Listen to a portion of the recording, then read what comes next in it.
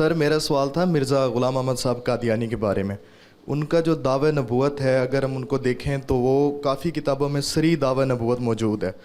اور اگر ہم جیسے آپ کہتے ہیں کہ ہم ان کو کمپیئر کریں صوفیاء کے جو انہوں نے دعوے کیے اگر ان کے ساتھ، تو ان میں سر ایک دو واضح ہمیں ڈفرینسز نظر آتے ہیں. ایک تو یہ کہ جب صوفیاء ان کیفیات سے باہر آتے ہیں تو وہ نہ صرف اپنے ان دعووں کی ان کو ان کی خود ہی ان کو وہ کر دیتے ہیں کہ ہم ان کو نہیں مانتے، یا آپ بھی ایسے میرے دعووں کو ان پہ آپ نے ان کو نہیں ماننا، اور نہ ان کے متبعین ان دعووں کی بنیاد پہ ان کو نبی یا رسول کی حیثیت دیتے ہیں.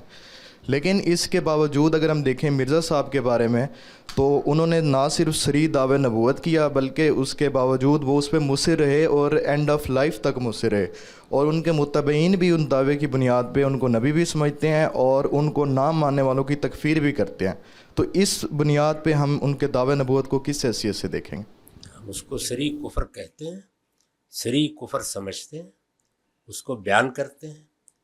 وہ ہوتے تو ان کی خدمت میں بھی عرض کرتے. وہ دنیا سے رخصت ہو گئے، اب ان کے پیروں ہیں تو ان کو بھی پہلے دن سے یہی بتا رہے ہیں کہ اللہ کے آخری پیغمبر کے بارے میں آپ ایک بڑی غلطی میں مبتلا ہوئے.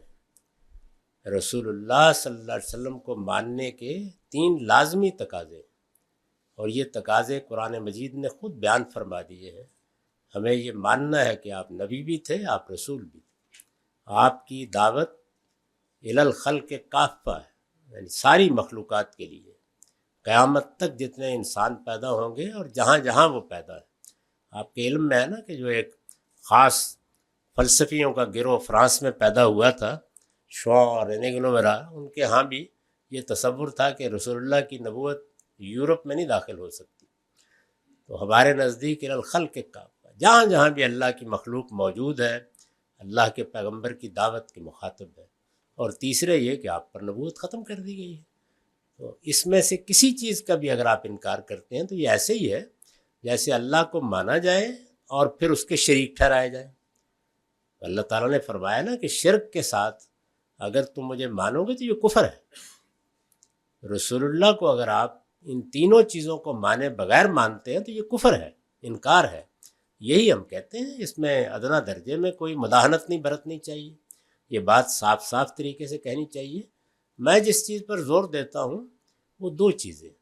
ایک یہ کہ ہمارا لب و لہجہ دعوت کا لب و لہجہ ہونا چاہیے، یعنی ہمارے اندر ہی سے وہ لوگ نکلے ہیں، اور لوگ بھی نکلیں گے. وہ کوئی کفر اختیار کر لیں گے، شرک اختیار کر لیں گے، تو ہمیں انہیں بھائیوں کی طرح خطاب کرنا چاہیے. یہ کہنا چاہیے کہ تعالوا الی کلمۃ سواء بیننا و بینکم، آؤ جن چیزوں پر اتفاق ہے ان کی بنیاد پر اس کفر سے نجات پائیں، اس شرک سے نجات پائیں.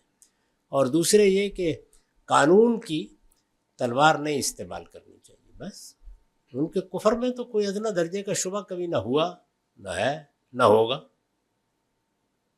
میں تو استدلال بھی اس سے آگے کرنے کو جائز نہیں سمجھتا. بہت وضاحت سے میں نے عرض کیا کہ گفتگو صرف ختم نبوت پر ہو سکتی ہے، کسی پیغمبر کے دلائل پر نہیں ہو سکتی. میں تو اس امکان کو بھی ماننے کے لیے تیار نہیں.